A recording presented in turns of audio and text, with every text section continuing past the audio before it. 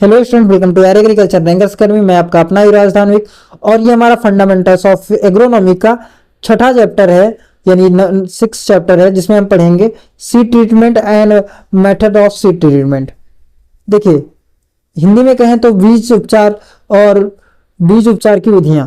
सबसे पहले बात करते हैं डिफिनीशन की, यानी परिभाषा कि सीड ट्रीटमेंट होता है क्या है। Seed treatment it is the process in which the seed are treated before sowing to overcome heavily losses due to natural or unforeseen infection।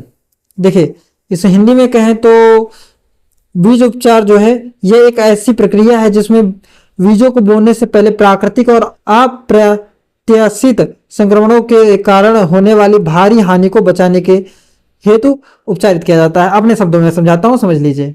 जैसे आप सीड बोने जा रहे हैं तो आप सीड को ट्रीट करेंगे कि अगर उसमें कोई रोग है, ठीक है, सीड बॉर्न डिसीज है, ठीक है, तो वो ठीक हो जाए, जिससे कि रोग ना फैले। जब आप बो दें तो ऐसा ना हो कि उससे रोग आपके खेत में फैल जाए और आपको नुकसान हो सके। बस इतनी सी बात है।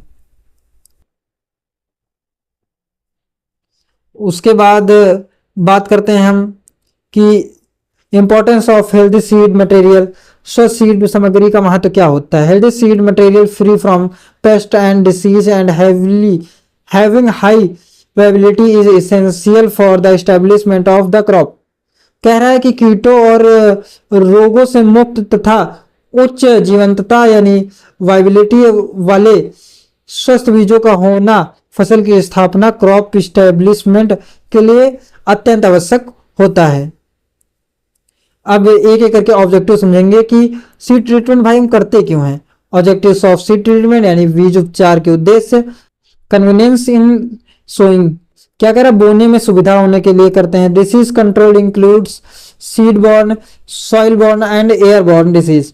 देखिए, बीमारियों पर नियंत्रण जिसमें बीज जनित, मिट्टी जनित और वायु जनित रोग शामिल हैं।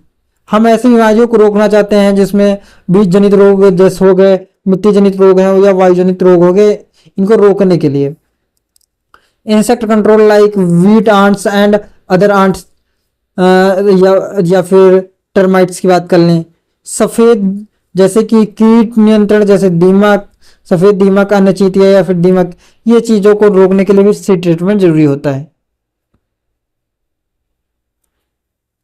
जैसे कि क्विकर जर्मिनेशन, तेज अंकुरण के लिए आवश्यक होता है। बेटर ईल्ड, बेहतर उपज के लिए अच्छा होता है। प्रोटेक्शन अगेंस्ट इंसेक्ट, ये कार्य करता है इंसेक्ट से सुरक्षा के लिए। उसके बाद इंक्रीजिंग नाइट्रोजन फिक्सेशन, नाइट्रोजन स्थिरीकरण को बढ़ावा देने के लिए हम भी ऐसा कर सकते हैं। इंड्यूसिंग अर्लीनेस यानी वर्नलाइजेशन, जल्दी परिपक्वता लाने के लिए इसे यूज कर सकते हैं। तो वर्नलाइजेशन क्या होता है इसे हम देख लेते हैं, इसलिए मैंने नोट्स में लिख दिया था इसे।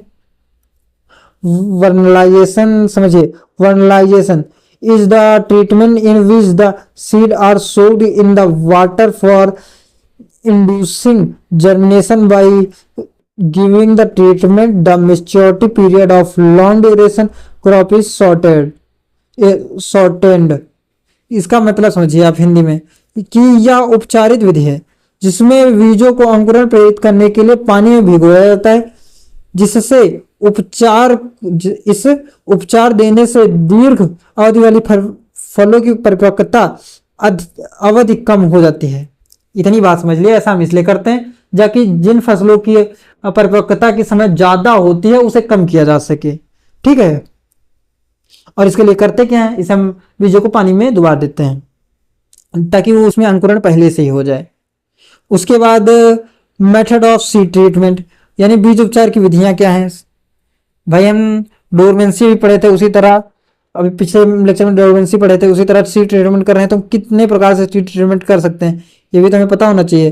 तो पहला जो सीड ट्रीटमेंट आ जाता है हमारा, वो यही आ जाता है कि ड्राई सीड ट्रीटमेंट, शुष्क उपचार। इसमें क्या होता है, mixing of seed with powder form of pesticide and nutrient. देखिए, क्या होता है कि इसमें बीजों को कीटनाशकों और पोषक तत्वों के पाउडर के रूप में मिलाया जाता है। क्या करते हैं, जब हम सीड्स बोने जाते हैं तो हम सीड्स में पाउडर फॉर्म में जो हमारे होते हैं, कीटनाशक हो गए या फिर कुछ भी हो गया, उन्हें मिला लेते हैं और सोइंग कर देते हैं। न्यूट्रिएंट भी ऐसे अप्लाई कर सकते हैं हम। उसके बाद वेट ट्रीटमेंट, जैसा गीला उपचार नाम से पता है कि soaking of seed in pesticide nutrient solution, जैसे कोई सोल्यूशन है हमारा न्यूट्रिएंट या पेस्टिसाइड के, उसमें डुबो देना और निकाल लेना, यही क्या होता है हमारा वेट ट्रीटमेंट होता है, जिसमें बीजों को कीटनाशक या पोषक तत्वों में के घोल में भिगोया जाता है। उसके बाद हमारा स्लरी ट्रीटमेंट आ जाता है। स्लरी ट्रीटमेंट जैसा कि लिखा हुआ है, ये थोड़ा सा ऊपर कर लेते हैं।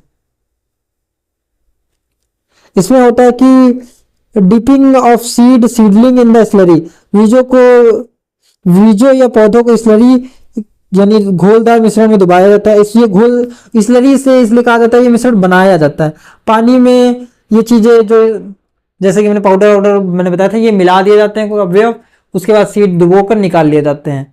ये स्लरी मेथड होता है। इसमें एग्जाम्पल की बात कर लें तो धान के पौधों को फास्फोटिक स्लरी में डुबाया जाता है। कॉम्पिटिटिव क्वेश्चन है, याद रखिएगा। Rice seedling are dipped in phosphate slurry. उसके बाद अगला जो तरीका है वो तरीका है पेलेटिंग। पेल्टिंग जो है ये है क्या? It is the coating of solid material in the sufficient quantity to make the seeds larger, heavier and appear uniform size for sowing with seed drills। क्या बता रहा है? यह एक ऐसी प्रक्रिया है जिसमें बीजों को ठोस पदार्थों की पर्याप्त मात्रा में इस प्रकार कोट किया जाता है, यानी लिप्त कर दिया जाता है, पोत दिया जाता है सीड पर वो मटेरियल की वे बड़े बड़े भारी और आकार में एक समान प्रतीत होते हैं ताकि बीज ड्रिल में आसानी से बोझ सकें। उसके बाद pelleting with pesticide act as a protectant against soil organism, soil pest and as a repellent against bird and rodent. क्या कह रहा है कि कीटनाशकों के साथ पेल्टिंग यह मृदा कीटों से सुरक्षा प्रदान करती है तथा पक्षियों तथा कृंतकों, चूहों आदि को दूर रखने में का कार्य करती है। उसके बाद अगला लेक्चर हमारा जर्मिनेशन पर होने वाला है, इसलिए आप वीडियो को लाइक करिएगा, शेयर करिएगा और अपने दोस्तों के साथ शेयर करेंगे ही, जाहिर सी बात कमेंट करिएगा और चैनल को सब्सक्राइब कर लीजिए। धन्यवाद।